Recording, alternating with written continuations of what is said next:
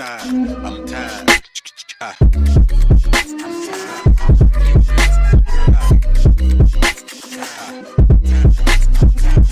The Late Morning Program with Nam Ras Podcast.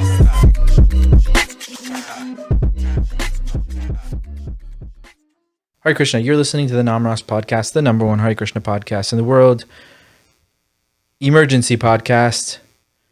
We are probably the only podcast here that's talking about what we're going to talk about today, the United States 2024 presidential election. Does it affect devotees? Should devotees care about it? Why or why not? What party? What party should they, be for? We're going to talk about it here with none other than His Holiness Bhaktabandha Rasikananda Maharaj, who is brave enough to come on the Nam Ras podcast and talk about this very divisive and a difficult topic to talk about. First of all, I want to put a disclaimer that this is not representing the Hare Krishna perspective as a whole. This is only two perspectives, mine and Maharaj's. Just wanted to put that out there in case people think that this is what all Hare Krishnas think. You can't judge a whole society of people or a religion to think all the same thing. That's just preposterous and narrow-minded. Let's start out, Maharaj, with why don't devotees care about these national issues, like the American issues, such as economy, environmental, all these other things that I have pulled up here: civil rights, technology, free speech, foreign policy, immigration, etc., etc. What I hear more from devotees is that it's Kali Yuga. Devotees shouldn't care about such things. It's all going to be the same no matter who is the president, which is in one way correct, but also, me being a taxpayer, you also run an ashram, you have to pay taxes, you have to buy groceries, you have to buy gas, you have to take care of the devotees. These things do affect us because we are living in the world as devotees. But I feel personally that we can't sit in a bubble. We're not in a bubble. If we want to spread Krishna consciousness, we have to be with the world and understand what the world is about, to be able to comment on it, to be able to guide people to Krishna consciousness. So just your perspective, Maharaj, first on that. Why don't devotees care? Most devotees care about such things.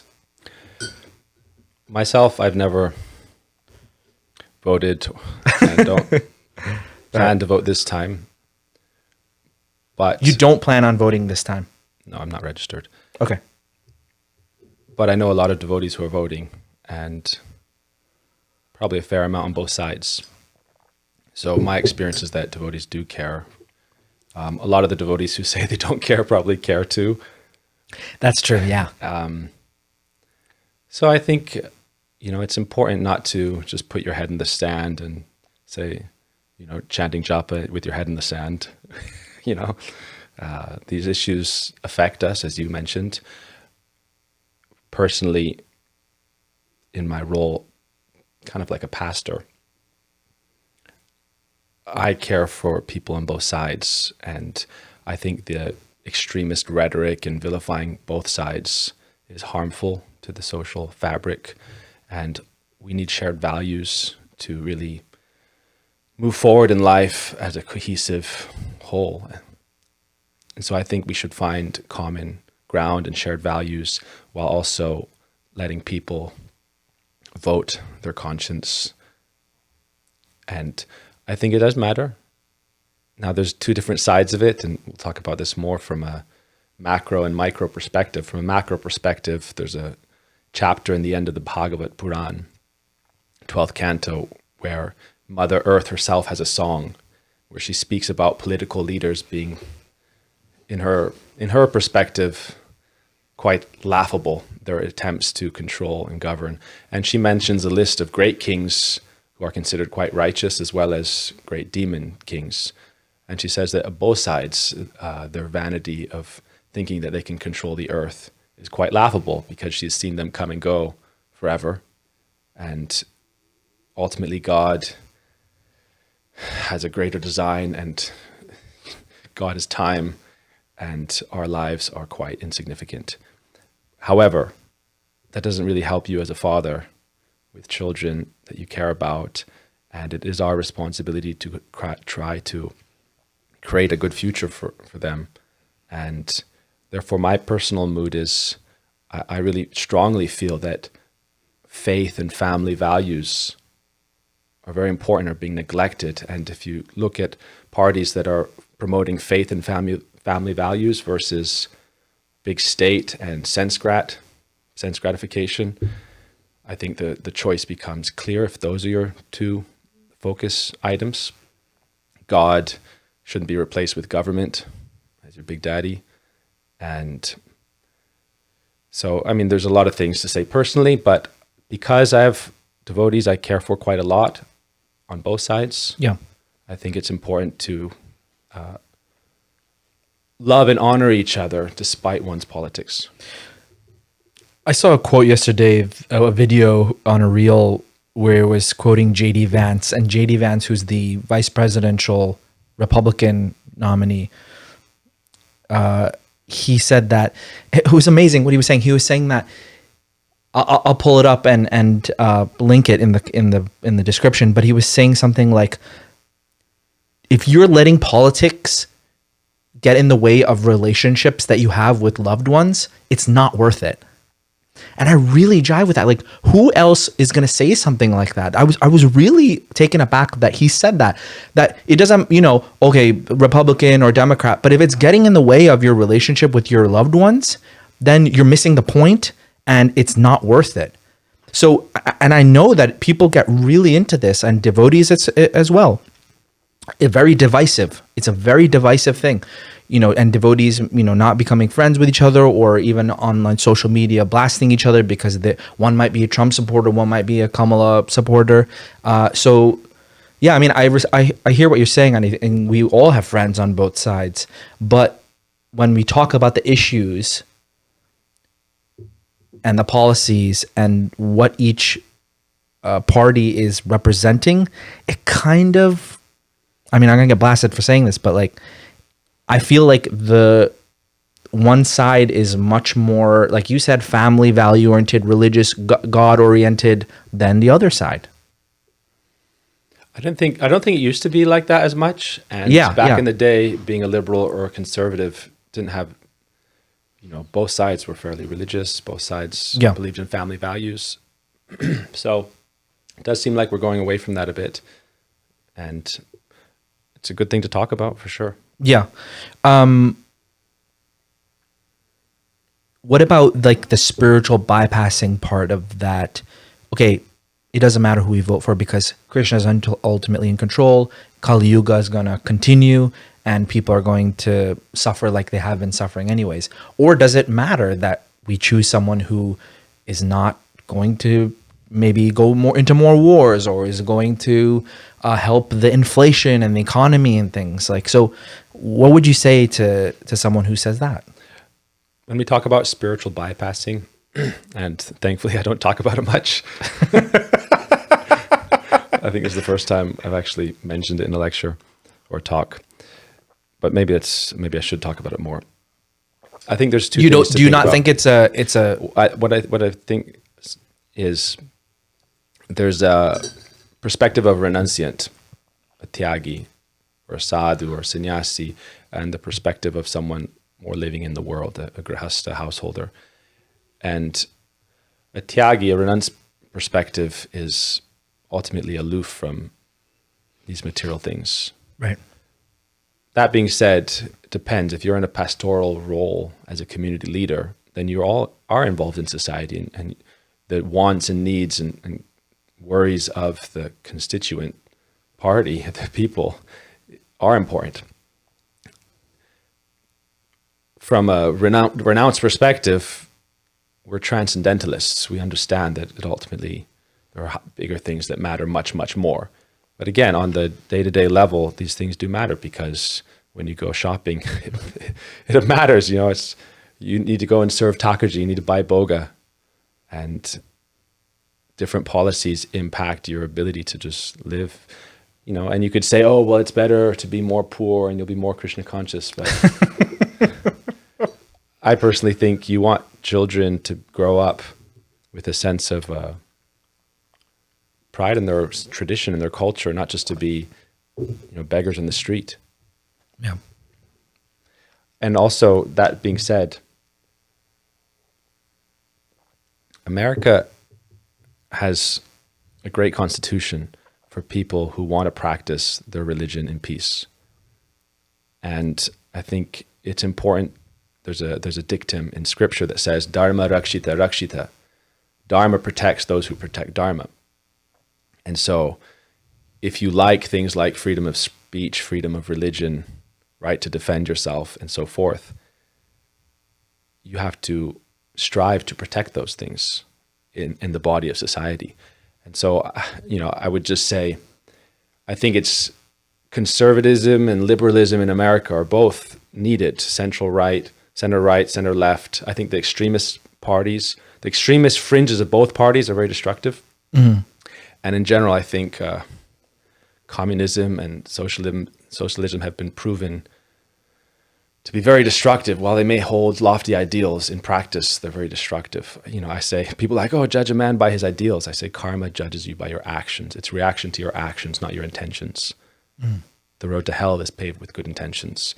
So really, my focus these days is on the need for discipline and mercy, which are two pillars of Dharma. And I think of them as mercy being a liberalist tendency, a motherly mood, and discipline, conservatism, more of a paternal mood. And if one is there, not the other, then society is not imbalanced. And if neither are there, society will gradually collapse. There's 4 pillars of Dharma, and without those pillars of Dharma in society, it does gradually collapse. And Dharma means that which upholds. And the 4 principles of Dharma are essential for any society to continue and to give a chance for the people to actually have a good life. I've noticed now that there is more of a focus on, government overreach as opposed to the government serving the people instead of, the birth rate's declining. The birth rate's declining. There's no encouragement for people to have more children. Those things are just indicative of what you're saying, I think. Yeah, society is gradually collapsing. There's the meme out about the Roman Empire and how often men think about it. And I would guess that they think about it more the more society seems to be collapsing. And what are those things that cause the erosion of society? Yeah. We lose, I think, as America as a whole, what is our purpose as a nation, as a people? Does anybody have any idea about that?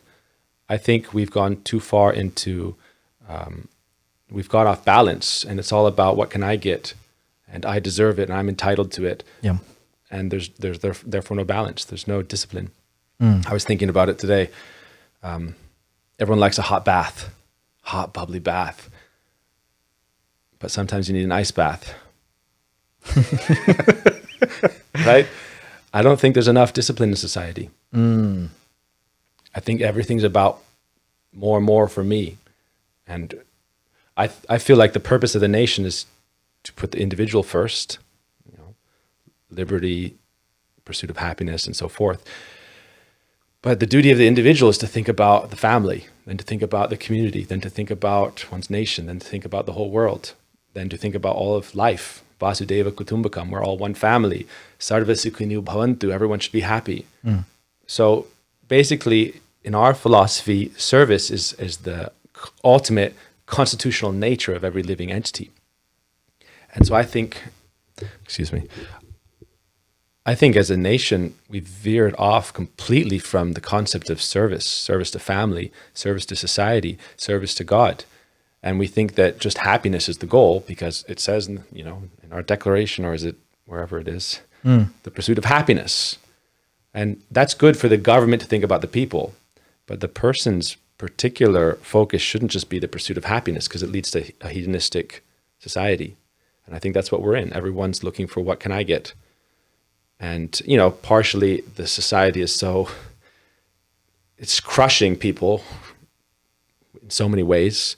And so people just go towards the base level of survivalism. And when you're at that state of life, you don't care about your neighbor. You care about your neighbor's things and whether you can take them or not, or whether they're going to take your things. So I think when society is too oppressive, tyrannical, then people go to or lower animalistic fight or flight tendencies, and you can't be very altruistic. So in general, I think without Dharma in our lives, in our nation, society will inevitably collapse. And that's what's happening. I think both sides are contributing to that. When you talk about oppression, do you mean the government's overreach over the people? I mean, in history, it's often been like that because they're the ones with the power, military power, economic power. Right, economic power, yeah. And, you know, they can imprison you. So ultimately, yes, the tyranny of the governing over the governed. And I think that's always, I think the dangers in our present time is, you know, if the nation becomes a uniparty, then it'll be complete tyranny. So I think having both sides ultimately is good. I really think that you need discipline in life and you need mercy in life, compassion. These are two pillars of Dharma. Then you have truth and purity. All four pillars are important, but specifically for society, we have conservatives, which are more about discipline, you know, economic discipline, lower taxes, lower spending, fiscal conservatism. And sometimes that's more important, then sometimes that goes too far, and then you need a little bit more leniency, a little bit more mercy. Both are very important. And that's why there's always these two sides, generally in politics. And I think they're both important, and they both keep each other going. You know, I think of it as a bird. You need two wings to fly, the left wing and the right wing. Yeah. I think it's the extremist sides, you know, that get us into trouble.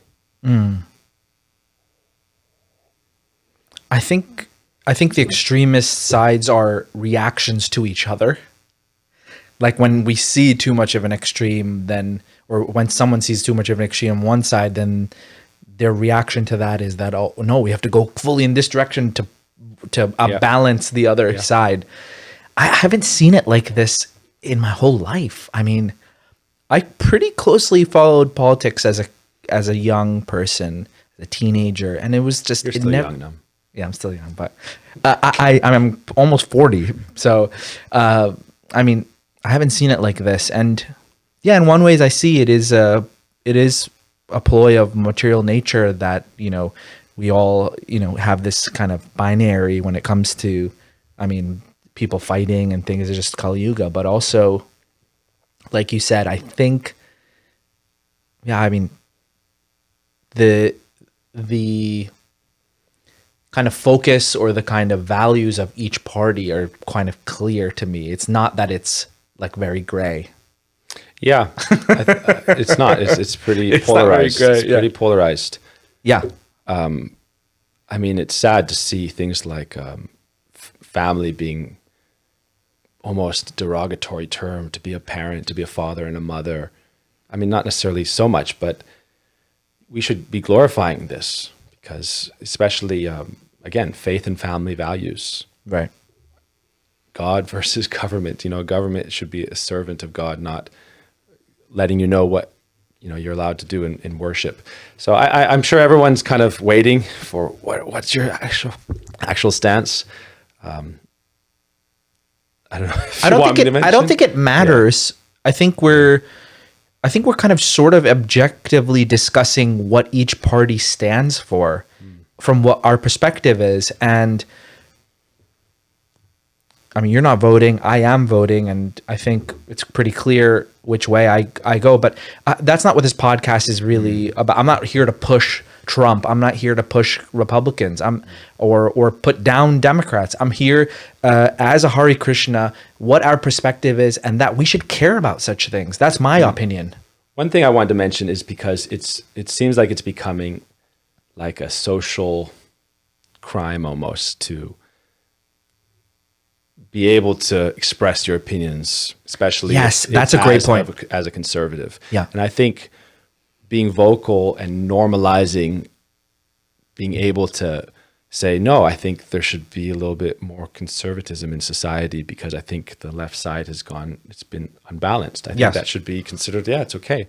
Like personally, I feel that Trump as a person, I don't like his ad hominem attacks. I don't like his perhaps mannerisms, Yeah. but I do like RFK and his Make America Healthy Again stand. Amazing. Yeah. I really like Elon Musk's, the idea of efficiency in government spending. I think Tulsi's positions, against unnecessary foreign wars is great. And I don't really know what the other side stands for as much because mostly it stands for Trump being evil and anyone who votes for him being garbage, Yeah. in their rhetoric. And so I think both sides are, that's the sad thing about politics is so often, we're good and they're evil. And that's how you really rile up fervor. Yes.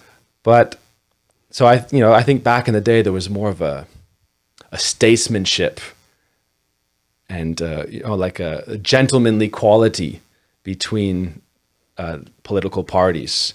You could debate these things with someone who you're very opposed to and then still be quite friendly with. Yes. I think that would be good to return to that kind of standard. Totally. And understand that another thing I feel strongly about is people try to make it as if you're a conservative, you're also a racist and a sexist and all these kinds of things. I think that's completely ridiculous.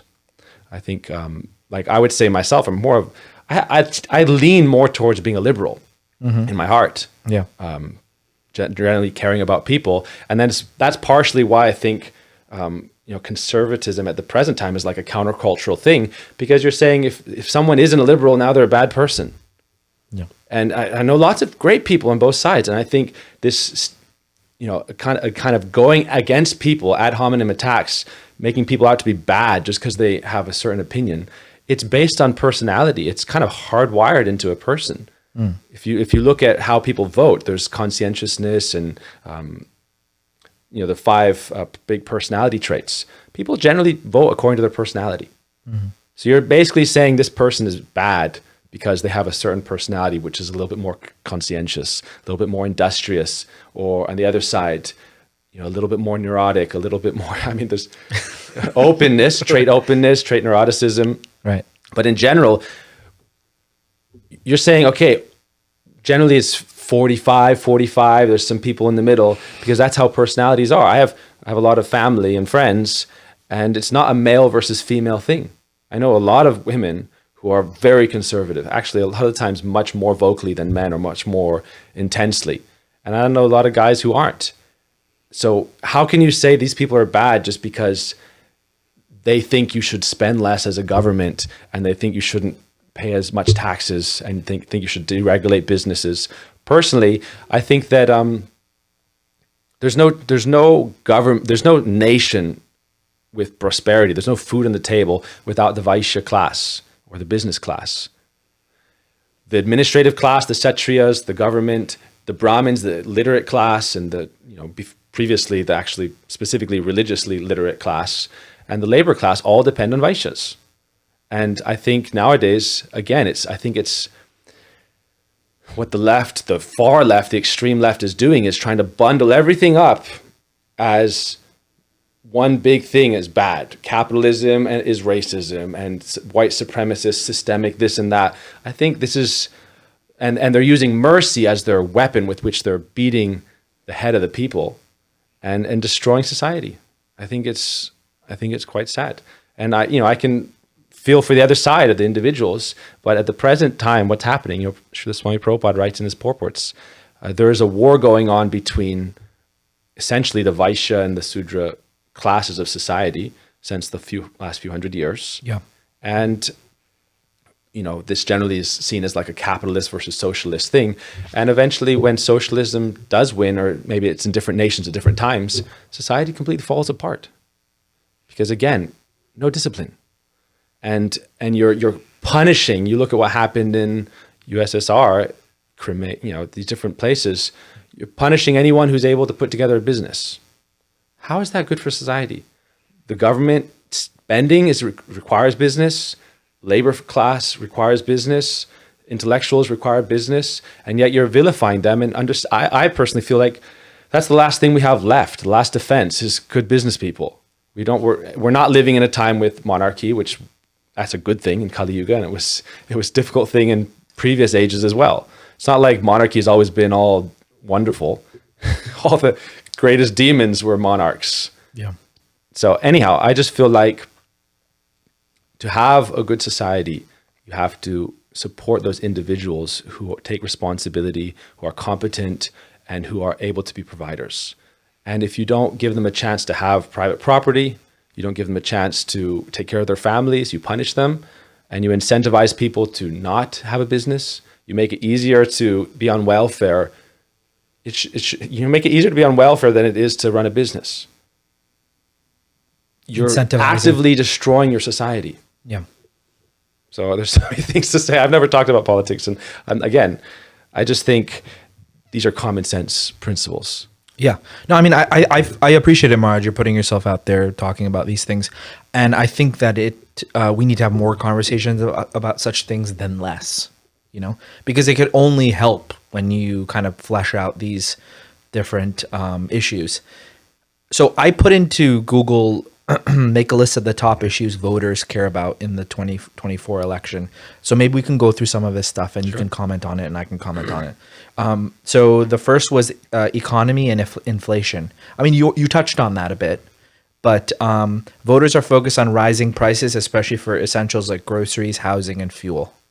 Devotees should care about that because we're not just living in the forest. We run temples. We run ashrams.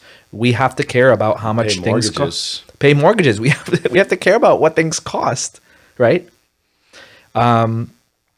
Economic stability, job opportunities, and wages that keep up with the cost of living are central concerns. I saw some statistic that someone living right now, who are making normal wages, they can't afford to buy a house that they could, when the boomer era was. They're able to, have a whole huge family and a house and 2 cars. And now kids are more and more living with their parents until they're well into their 30s because they cannot afford, according to their wages, cannot afford to buy a house. Even rent. In New York City, what is it, 70% of your income? It's just to this like tiny rent whatever and it things is. like that. So I think it's wild. I think it's crazy.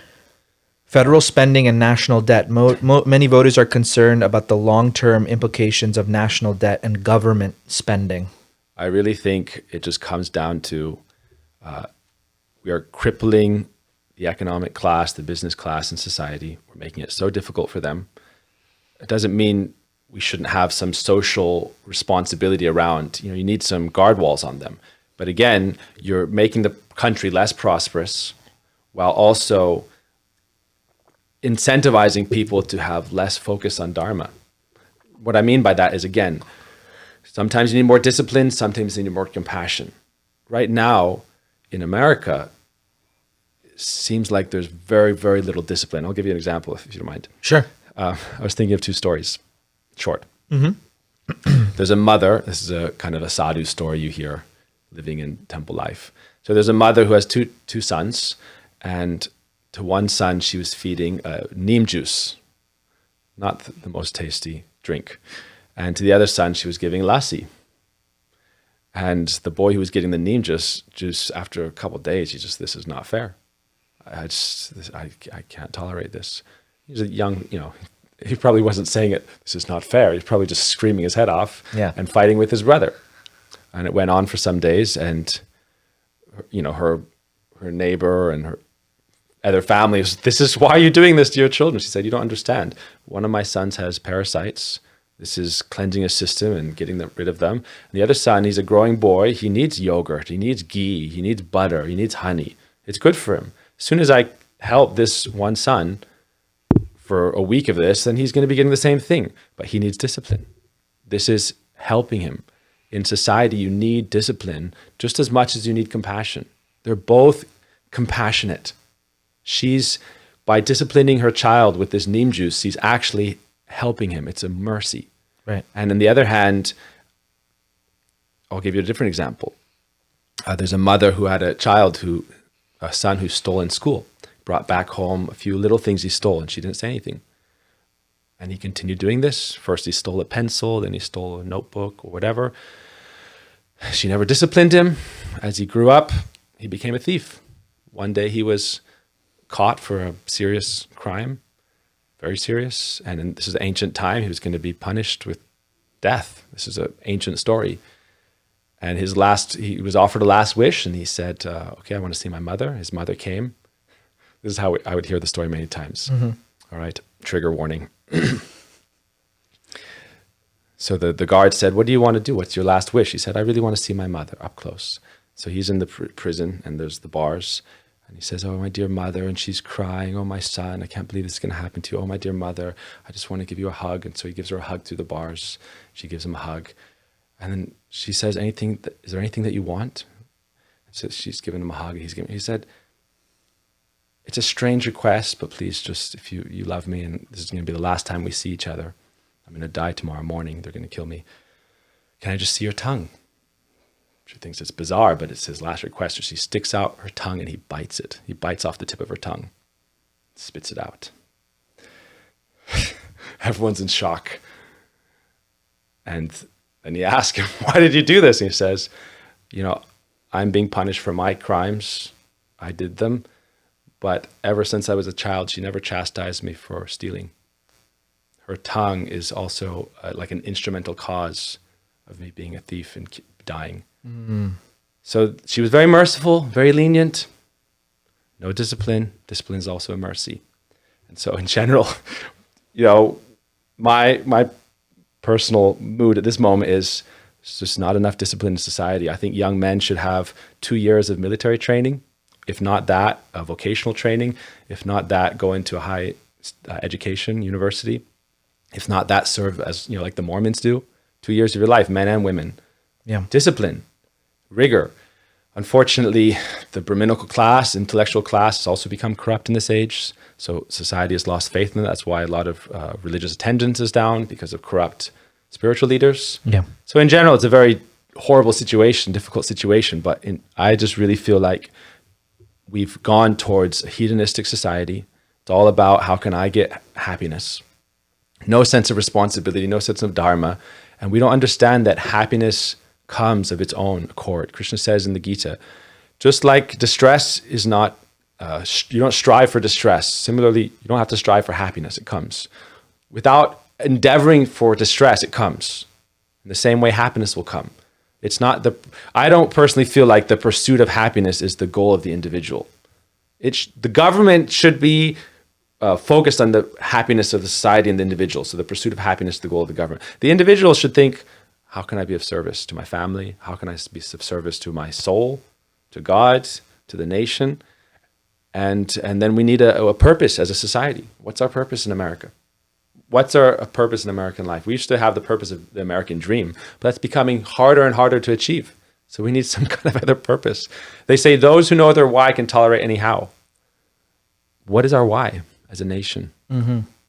I think another indication of the hedonism that you're talking about and the lack of discipline is in the issue of abortion. That they're looking for any reason to be able to kill the child in the womb. And even if it's late term, for any reason, because there's no control of the senses in that way. And there needs to be a responsibility taken for the act of the sexual union. The responsibility is that the result is a child. But when there's no discipline put on that act, then the way out is to kill the child. I think it's very sad. It's a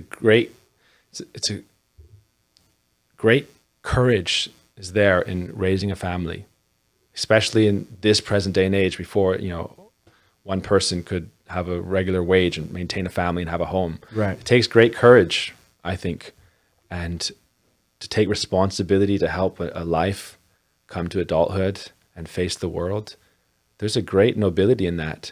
And again, it's like, oh, that's a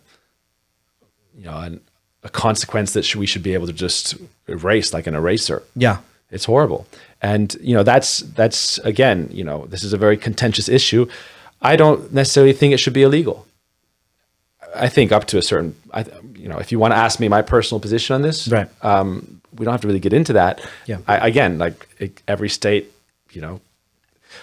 first of all, we're not a theocracy, and I don't think we should become a Christian theocracy. That's not America. America is freedom of religion and freedom of choice, not particularly, but freedom of speech and so forth. So freedom is a really important thing for people in American society. Yes. That being said, why do you need to have a late-term abortion? Couldn't you make up your mind in the first trimester? Okay, so the first 12 weeks,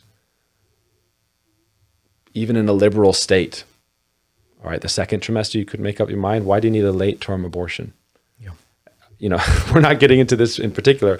Again, there's a lot of things that aren't illegal which are considered sinful in Scripture. And I don't think everything that's considered sinful should be illegal. However, I do think that American society as a whole has become very sinful. Yes, slaughterhouses. That's the point. People to jump into climate change. Yes, you can talk about environmental factors caused by human beings, anthropomorphic causes. Yeah. But if you really want to know the anthropomorphic causes to environmental change or climate change, it's not as much carbon emissions as sinful activity. There's, according to Scripture, again, you can say this is woo-woo, but according to our Scripture, there's 3 kinds of suffering: that inflicted upon yourself by your own mind, your own karma, and it's a form of suffering, adhyatmic. Then there's by each other, which we're all suffering from as well, and then there's adidevic, from natural forces. That's all a result of pop, sinful activities. And so my number one thing for to improve the environment, shut down slaughterhouses. The amount of water it wastes, the amount of the land, so many things. Now, that's not going to be a popular position, and you're not going to be successful in that as a campaigner. It's not going to happen. But that would be something that helps the environment. Again, punishing those who are able to make money and forcing everyone to, can you support the energetic needs of the nation? We talk about, Elon Musk talks about this, nuclear power being one of the cleanest forms of energy. But no, we can't have nuclear power. Can't have gas. What does it end up being? This is what I hear from the friends who are conservative, who study this a lot. You're not allowed to drive. You should have an electric car that you're only allowed to drive 40 miles, right? It goes to taking away people's freedoms just in the name of helping the environment. Whereas the greatest damage to the environment is coming because people are just living very sinful lives. That's the main point, I would say. Yeah. And that's not a liberal or conservative issue. Exactly. For devotees especially, it's not about that. It's about the sin, the collective sin of the nation. Yeah. So good points, Marge. Thank you. I'm again, in my heart, I'm quite liberal, and I think, again, bringing this all back into practical things, it's a diversionary tactic to say it's about race, it's about sexuality, which is now the most important thing we all talk about, right? It's race and sexuality. I never thought about race and sexuality until I came back to America in 2020. I lived in India. I never thought about it. I lived in, I don't care if someone's gay or not. I don't care if someone's, transgender or anything. Those things aren't the most important factors of your life. That's your personal stuff. The main thing is, but that's been put in the forefront. Yeah, and now if you're a conservative, it means you must be this and this and this and this. And I think that's also ridiculous. You can be a conservative and be socially liberal, and you can be a conservative and not be a racist and not even be a liberal, right? Yeah. I think that's also part of the problem is the extremist rhetoric. Yeah. Rising crime rates in certain areas have increased calls for public safety reforms, enhanced community policing, gun control and rights, policing reform. I mean, this all goes back to the sin, the pressure, the oppression of the government on the people, making it that they feel they have to, break the law and go steal things or loot or whatever.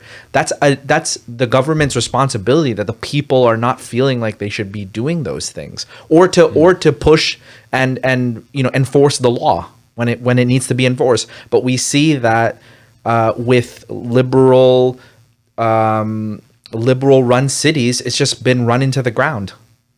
I was thinking that if you want the cities to, you look at New York City as an example, since we're close to New York. Yeah. It was really, when Swami Prabhupada came, it was supposed to be pretty bad. Yeah, And I then know. Giuliani helped lift it up, and there's certain different situation going on now.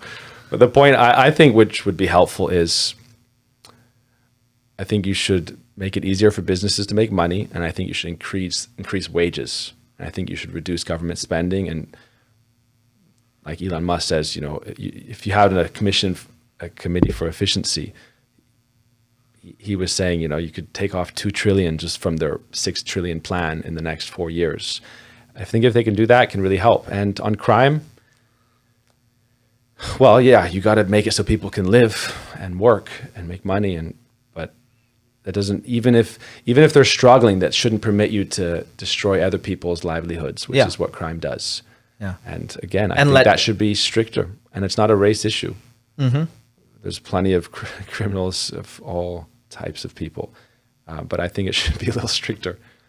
Yeah, and there should be consequences to crimes. There should be consequences. Now it's the law that if you steal under $1,000, it's not. California it's not a misdemeanor practically anymore, right? lawless. It's you under $800 or something, you can go and loot, and they won't even do anything. People are getting released like dozens of times a day. Right? Yeah. Yeah, I think it's unfortunate, but Yeah. it's going on. Yeah, climate change and environment. You did comment on that. Voters, particularly younger ones, are increasingly prioritizing climate policies and clean energy initiatives. Yeah, I think we should have. That's why you need to have regulation on business, because if you do look in the past, and you look at places where there aren't regulation, other countries, they do really pollute the environment. Our Gurudev, my Gurudev, Srila Bhaktivedanta Narayana Goswami Maharaj, really spoke about that a lot, actually. Said the way they're polluting the land, the air, the water, it's destroying life. It's very harmful. And so there's definitely a better way. That's why I really like RFK, because he talks about how to make the country healthy again. That will have effects in the environment. Yeah, and it's not like the conservatives don't want clean air and clean water. And liberals as well. We're poisoning our people. It's horrible. The government is... It's really horrible. I have friends from Europe who won't take anything with corn syrup in it, high fructose corn syrup, because they're like, it's illegal where I'm from, and it's horrible for you. They won't take high fructose corn syrup. That's in everything. Yeah. It's in everything. You're being poisoned from the time you're an infant. The government needs to regulate such things. Yes. Yeah. You need good government to regulate these things. It's true. So you need certain things should be regulated, definitely. But I think America should run on that for 20 years. Make America healthy again. Make it okay to be healthy. Make it normal to be healthy. Again, it's a disciplinary issue. People need discipline. Sometimes I think sounds like a bad word, right? Discipline. Yeah. But, Sometimes I think, are the Republicans saying just the right things to get us? If I were to vote back in the day, I'd be voting a Democrat. If you look at the time I voted Democratic. I vote Democratic for most of my life. Yeah, I don't think it's a Republican Democrat issue. I think I think the Democrat Party needs to come back. It's been hijacked by the far left. It needs to come back to common sense, and it should hold the properly leftist positions. Should care more for the labor class and the business. A classical left position should be the place of the Democrat Party. Yeah. Back in the day, that's if you look into the history of it, Democratic Party I'm going to get in trouble, right? We're going to get in trouble. And so forth, right? Right, okay. So Abraham Lincoln, the Republican Party. The reason I think that's important to say is because, again, you're making it as if you're a Republican, you're a racist. And I think that's not true. If you look at everyday Americans, for the most part, if you're a good person, they don't care what color you are. They just want to live with their family and be able to do what they want. I think your average American is not racist, and yet they're shoving it down your throat that you are racist even if you know it or not. I think it's ridiculous. Yeah, I was having a conversation with Tulsi, with my wife, and I think I said something like, "Oh, this race, you know, has a certain characteristic, like, you know, either it's, you know, what the stereotypes are, they can't drive or they do this, That's you a know, race or a gender. That's a good one." But I was being, and then she's like, "Oh, that's racist." But then I was thinking, how is that racist? I'm stating something about a certain race that has been that's more stereotyping than racism. I'm not saying that I'm better than that race. I'm just saying, I'm just you making don't an necessarily observation. it's not about likes or dislike. Yeah, yeah. So, but somehow anything that's said about race is now like, oh, racist, racist, racist. It's like you know, thrown out so easily these days and overly sensitive, I think. Anyway, it's like a little bit of a tangent. Immigration, that's a huge one. Concerns over border management and illegal immigration remain a point of contention. So the immigration thing is easy to, you know, tell someone they're racist about, but living in India for 15 years, if I were to overstay my visa, I'll get blacklisted for 10 years. I never Wow. overstayed my visa by a day. And you lived in India for like 17 years or something. Well, I went first when I was 9, and I went every year until I was 18, except for 1 year. And then I lived there from 2005 to 2020. I only came back for visas. Wow. Came back, you know, once for 2 months, and you know, I stayed at one chunk 8 years straight on a student visa. Mm-hmm. The point is that I had to keep extending it. You can't illegally immigrate into India or China. Doesn't mean they're racist. Why is it that you're racist if you don't just say, I'm not a nation anymore? America, in order to not be racist, you just have to erase your national boundaries and just be part of the global state. Mm-hmm. And you're the only one who has to do it. Yeah. Only America, only Europe has to no longer exist as a nation. Without boundaries, you're not a nation. Without walls and doors, you're not a home. You're just a canopy. You're just a pavilion. Right? So imagine a nation with no walls, with no boundaries. I'm not saying build a wall, but with no walls. You're just a nice canopy. When it Right. rains, everyone can be sheltered underneath it.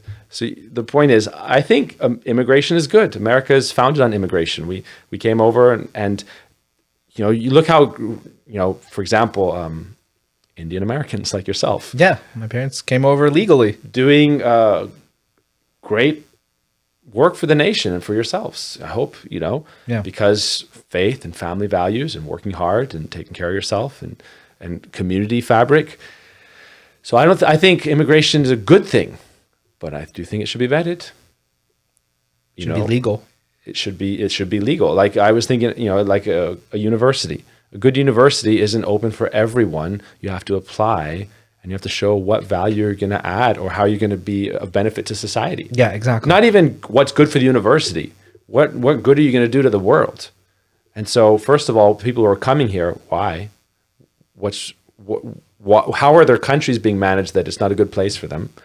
And if they're coming here for the American dream, which a lot of them I assume are, then the American dream has to be viable. Yeah. And so again, if it's not viable, like it's becoming harder and harder and harder. And also, I would say charity begins at home. As a father, your first duty is to your children and your partner and to each other and your parents before it is to, you know, your neighbor even. You put food, because that's just your job. Your job is to put food on the table so that your kids eat. So with immigration, if you're punishing your own people just to help millions and millions of people enter without any kind of vetting, I think immigration is great for the country from wherever, but people should show what they want to do there. What's your plan on coming to America? What's your 5-year plan? What's your 10-year plan? I didn't go to university, you know, standard university. When I was 18, my guru said, come to my university in India. I studied there under him so my university period was like 15 years. He said, it's my university, come there. The point is that, you know, you people say, what are you gonna do in 5 years, 10 years? You know, what's your plan in life? Yeah. If your plan in life is just to, you know, be sent to a swing state so you can turn the government, the society into a uniparty. Obviously, that's not what they're saying, but that's what democratic parties are doing. Right. I think immigration is good, but people should show what value they're going to add, which also is helpful for themselves. Because obviously, you have to take care of yourself first. What are you going to add to the country? Because a country, I think of it as, for example, like a foster mother with millions of kids she's taking care of. The government as a foster mother only has a certain amount of capacity. And what if she has her own kids too? They don't matter at all. And so if the American people are suffering at the expense of it, we've always been a nation of immigrants, and that's great, and it should continue. But there should be some form of rhyme and reason about it. Yeah, great points. And that's obviously something that people care about. That's not just me talking. Education and parental rights. Issues around curriculum choices, especially regarding history, gender, and race, are prominent. Voters are debating the level of parental control over public school decisions like curriculum and library content. What I've heard is that curriculum and what they're teaching kids in the schools are more leaning towards a liberal viewpoint as far as race goes, as far as gender fluidity and sexuality and things at a young age. One of the reasons we're homeschooling our 3 kids. It matters what they're focusing on with schooling and curriculum. How many genders are there in New York State now? There's like 70, Countless. 70 plus officially. And if you don't, as a business, if you don't acknowledge someone's gender of 70, then you can be sued for $250,000. Now, is this something? official. Is this something from the liberal side? This is all Marxism. Marxism. Can you unpack that a little bit? I haven't studied this much, but from what I have heard and understood, it's an attempt to destroy society, to refashion it in whatever other form. As long as they destroy it, then they'll figure out how to rebuild it later. It's madness. Yeah, I won't get into any kind of generalizations, but the reason I'm saying this also is because I know parents.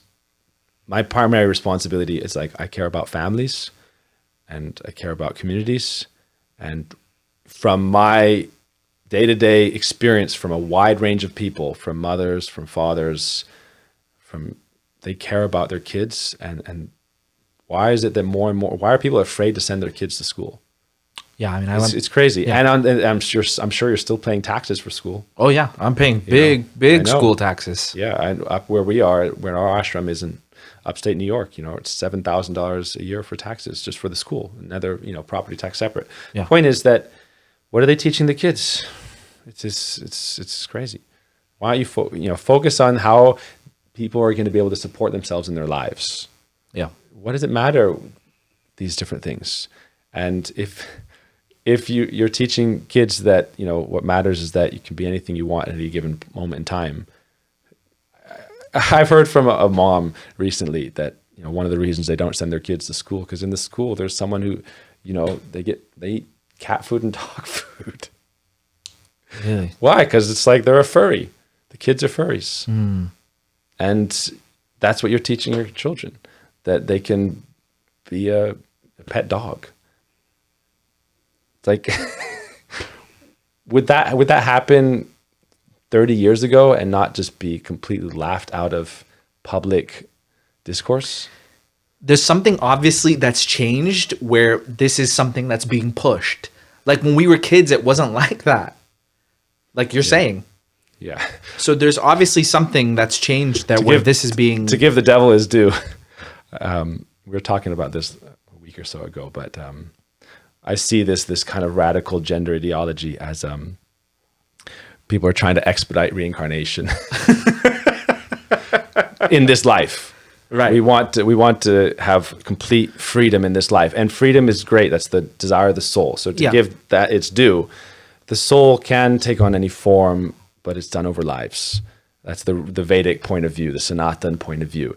But to not be in reality in this life, to not live by truth. It said truth is the last standing leg or pillar of Dharma in the present time. Right. And so that's the one that's under the most attack. To go to, what was it? The Supreme Court lady who was up for nomination was asked, what is a woman? And she said, I'm not a biologist. Right. It's like, I'm not a meteorologist, but I know if it's raining.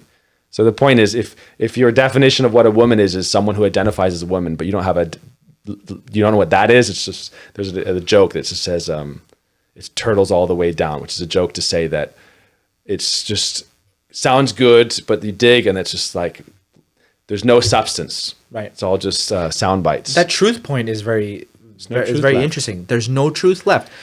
And you know how they destroy truth is with half-truths. So that's what I'm trying to say, that the soul is essentially neither male or female. It's consciousness and existence itself, and the tendency to go towards Ananda, and it's a part and parcel of God.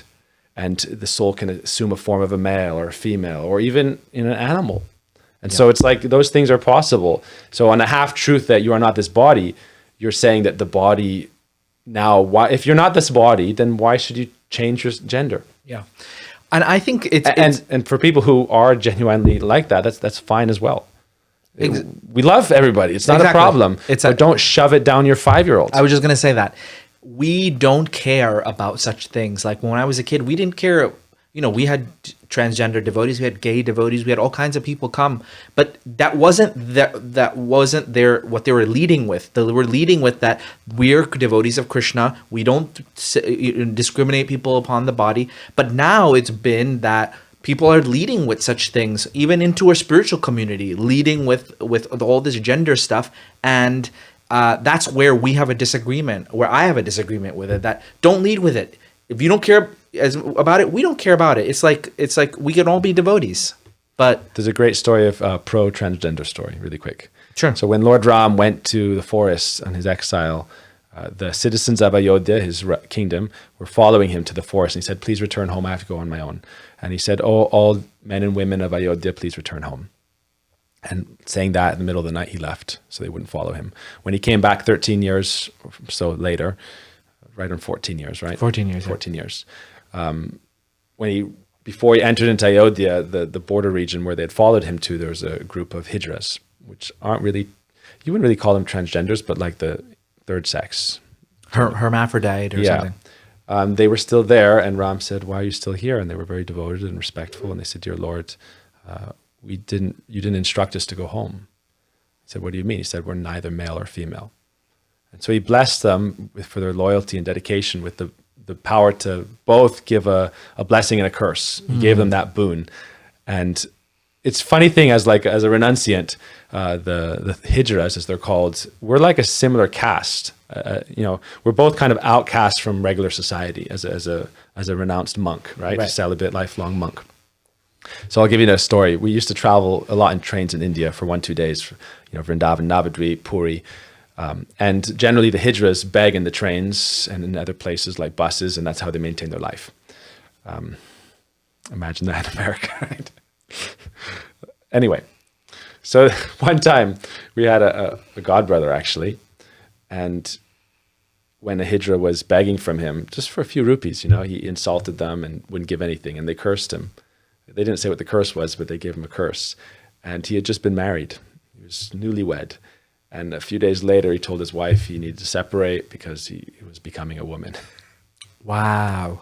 So watch out. They had in sacred India. And they're very respected in Indian culture. They're invited to ceremonies. They're invited to weddings even, and they give blessings. They have a place in society, and they're respected and honored. And so the point is,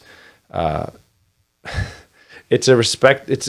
People have whatever condition they are. If there's people who feel like they're a woman in a man's body and a man in a woman's body, fine. I think there's a story of Swami Prabhupada who said, just pick. Just pick one. And again, regular people should respect and not make a big deal about it. Yeah. We should be, as Hare Krishnas, we're the soul, and we should have pretty much a liberal point of view. But again, don't try to make everyone's kids, because kids are very impressionable. You're making it cool because is that improving their life? Are they becoming happier in general? Yeah, I think you showed me, Marge, there was this statistic where it said at the rate that it's going where people are becoming transgender, gay, transgender, the whole thing. By some year into the future, all of us will be transgender. By the next 2 generations or something. That's not my poll. It's obviously not going to continue in that rate, but that's how it's going since like the 50s. Since 1950 to 2050 in a century, according to the present, everyone's, you're making it the best thing in the world. But what I would say is, does it really make their lives better? Are people actually happier? And for those who are genuinely like that, again, love, support, care, don't vilify, don't criticize, don't make them feel socially yes, embrace everybody and let everyone participate in society. You shouldn't outcast anybody. Yes. You should help people. Yeah, we're not against anyone here. But doesn't mean that, again, you don't have to teach a 4-year-old sex ed and about these kinds of things. I mean, you look at the books that they're promoting in the schools. It's crazy. Some celebrities, famous celebrities, their 3 children, somehow all of them are transgender. That's statistically not possible. If it's actually what they say it is, it's statistically not possible. So there's some outside force that is coming and convincing or brainwashing the children to think a certain way. And that's what I'm against. We're get really in trouble here, aren't we? I know. Well, what to do? We're stating our perspective here. We're up a little bit past an hour, but I do want to touch on a few other things. Foreign policy. The ongoing Ukraine conflict has raised issues about U.S. foreign aid and involvement. What I don't like is that we're involved in foreign wars where we are sending billions of dollars to aid while our own citizens are suffering. I think it's another example of a country with no discipline where they don't really care about the people. Again, it's the government should have discipline. Yes, the government itself. The government's the one with the money, and they're taking. This is a stat I heard the other day. Someone showed me 40% of. Something like 47% of the U.S. taxpayer money goes to just paying off the interest on the national debt. Oh my gosh. Just the interest. Just the interest, right? Why do you need to be spending trillions of dollars in Afghanistan and then leaving billions of dollars of equipment there? What's the gain to every average American, the everyman American? How does that help them? What's the benefit? It's putting money in the pockets of the people who are funding the, Have you shut down the Taliban? Yeah. Has it helped? And so on and so forth, all of them. I just want to say the reason I actually care a little bit more about this than in the past is because I see how it impacts families. And I hear from the families and I care about the families. And without families and without supporting families, there is no society. We're not going to create some, utopic, androgynous test tube baby society. That's evil, right? That's against God. It's against creation itself. And so the reason I care about this more now is because the more I talk to parents, the more I see how much they care, and the more they tell me about it, the more I see this is crazy. It's lunacy. It's not helping anybody. I care, if you actually care about people, you should care enough that even if they don't like you, but I'll give you a quick example. I heard this just a week ago from a friend who visited from Florida. Not going to dox him, but nice devotee, nice Hindu gentleman. And he was talking about sheepdogs. He said, what's the difference between, he said there's 3 categories of people. There's sheep, there's wolves, and there's sheepdogs. Otherwise, it's known as there's predators and there's prey. But the 3rd category is called the sheepdog. A lot of the sheep don't like the sheepdog. And the wolves don't like the sheepdog. Wolves like the wolves, sheep like the sheep. But the sheepdog, nobody likes them. Why? Because they teach discipline. Generally, it's for cops. Cops are called the sheepdog. Right. Everyone hates on them. Nobody, they say pretty derogatory things about them that I'm not going to repeat. The point is that they're a good policeman. My Guru Deva was a policeman. He never accepted a bribe, took care of people.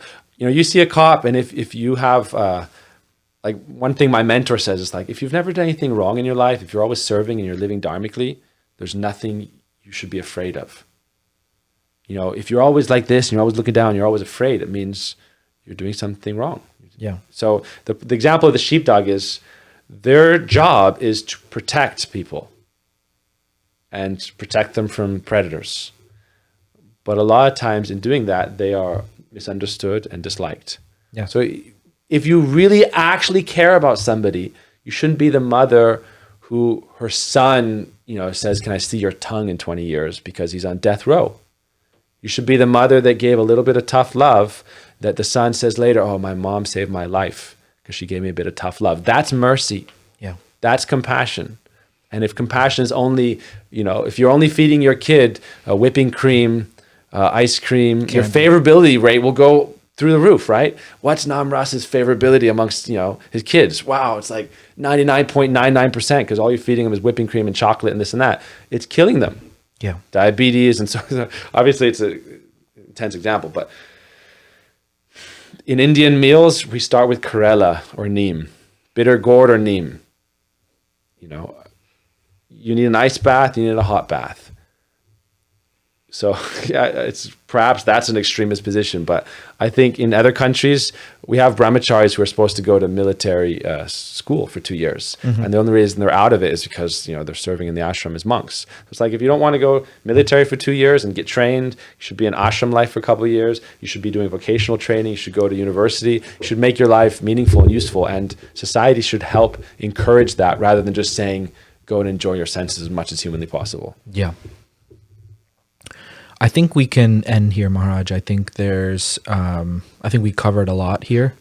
I'd love to hear. I feel like I've been just talking, so I'd love to hear more from you. Anything? No, I mean, I was commenting. I was commenting in between. Maybe something sweet to end. Madhurena Samarprayat. Sure. I think the point is that about this podcast is that whichever way you lean, I think devotees should care about the issues. I think devotees should research, educate themselves of the issues because it does affect them. It does affect Krishna consciousness and how it spread in America. And I think we need to care about how we are viewed as not just living in the forest and our head in the sand, but people respect when those religious people are in the crowd with the rest of the normal people. I think it matters. And this is not about Democratic or Republican. It's about doing your research and not just saying everything's up to Krishna and I just chant Hare Krishna and I'm a Tyagi. There are Tyagis like yourself, but most of us are not. And so we can't fake that we are. I think when we fake things or be not real, then it's just destroys things and it makes things like, what is it? It discredits us, I think, ultimately. Yeah, it's strange times, but I do want to mention that it's not about.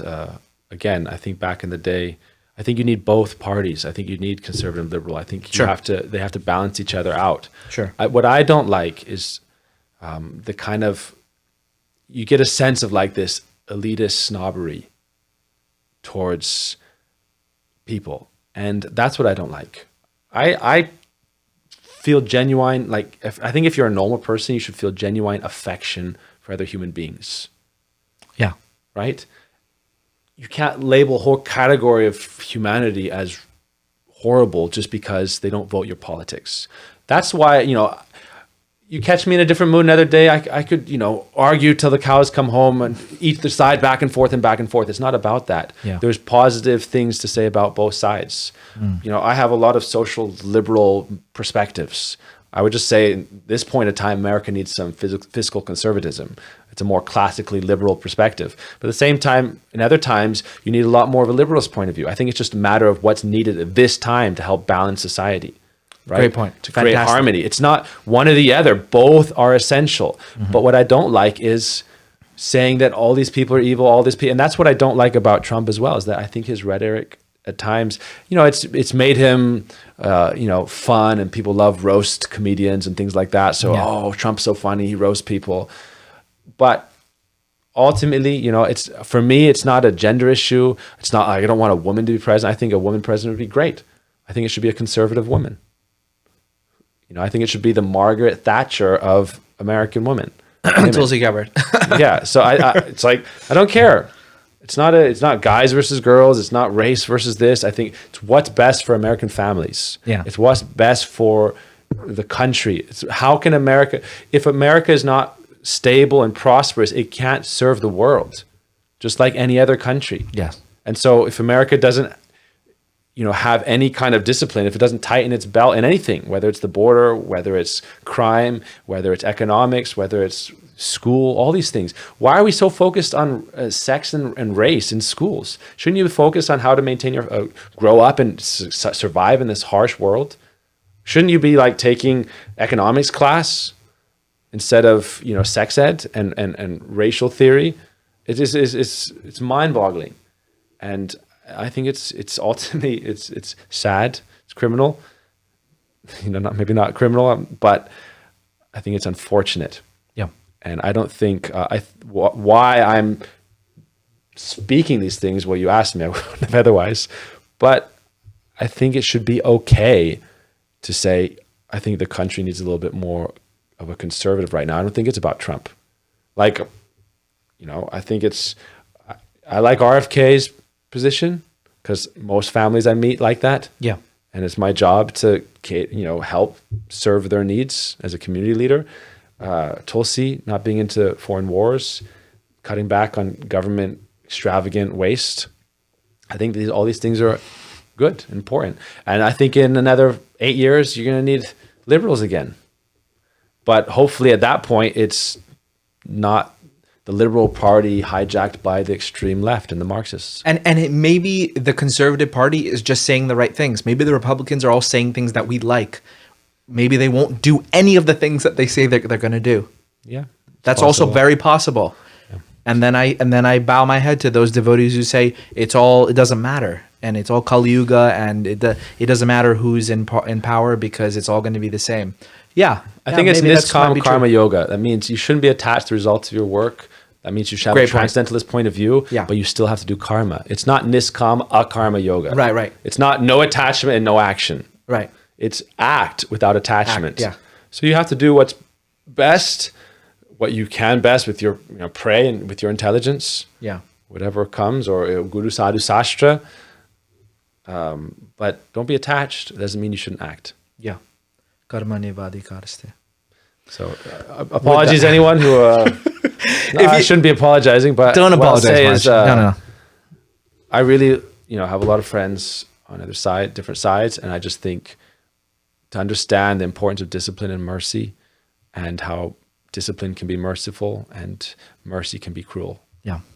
Again, there's a disclaimer. This is two perspectives of two Hare Krishna devotees. This is not in any way the whole perspective from all Hare Krishnas, obviously. Maharaj, thank you. I appreciate you coming on and talking with me. Thank you. And I'm not advocating or telling anybody to go to vote for anybody. Yeah. Just I'm kind of speaking for those people who've asked me to speak, almost in their defense, to say it's okay to be a conservative in American society, and you're not racist and you're not sexist. Yeah. If you are those things, that's different. But you aren't necessarily those things just because you're not going to vote for Kamala. Yeah. And again, I want devotees to care about such things because it matters. It does matter. Maybe more for me because I work in the world, I have children, I pay taxes, I buy groceries and all that stuff. There are some devotees that may not be in that stage in their life, and so these things don't matter, but they will eventually matter if they don't. And that's what I think, that it will eventually matter. So that's why I urge devotees to go out and get registered and vote if you're willing to do so, if you like what we said, and whichever party you want to vote for, but just get yourself educated on, and don't go by, I don't like this person, that's why I want to vote for this person. It's just very shallow, and you're not talking about policies, you're not thinking about deeper things. It's like very base. Can I mention one more thing? I forgot. Sure. I was going to say this in the beginning. Yeah, one last thing. All right. Sometimes we hear about politics and parties as wet stool versus dry stool. Right. Yes. Yeah, that's true. Right. And so, stool is icky and gross. But to grow flowers, to grow fruit, to grow vegetables, use fertilizer. Yeah. With stool. Great point. All right. So sometimes, even if people aren't generally a lot of, it's politicians, trust them as far as you can throw them. Yeah. It's more about the principles and the policies than the person. Mm-hmm. And also sometimes you have to understand that they say in scripture, you can take gold even from a filthy place. So, Trump and Kamala both have skeletons, both have things that aren't perfect about their characters. Exactly. They're not running for guru or a saintly position. Yeah. Right? It's more about the policies. And yeah, sometimes you got to, everyone likes the flowers, right? Oh, there's a beautiful flower. It's like, yeah, but you should also like the stool that gave it life, So I think that's something important to note as well. Totally. If you like this podcast, please share it with your friends, and please like, subscribe, and comment. Please comment, because I'm going to leave the comments on here. If you like what we said, please let us know. If you didn't like what we said, please also let us know, and please be respectful. We're just trying to have a discussion here. More conversations here are better than less conversations, I think. And again, you're not going to hear political Hare Krishna commentary anywhere else but the Namras podcast. So I just want to boast a little bit there. Thank you, everyone. Thank you again, Maharaj. Thank you, Namras Prabhu, for having me on. Yeah, and, sure. Thank you all devotees for everything you're doing. I think devotees are the best. Yes. Everybody's the best. Just love and have respect for each other. Give someone you don't like a hug. Give someone you don't agree with a hug. Yeah. A handshake at least. Exactly. Yeah. Hare Krishna. Haribol. Krishna, Hare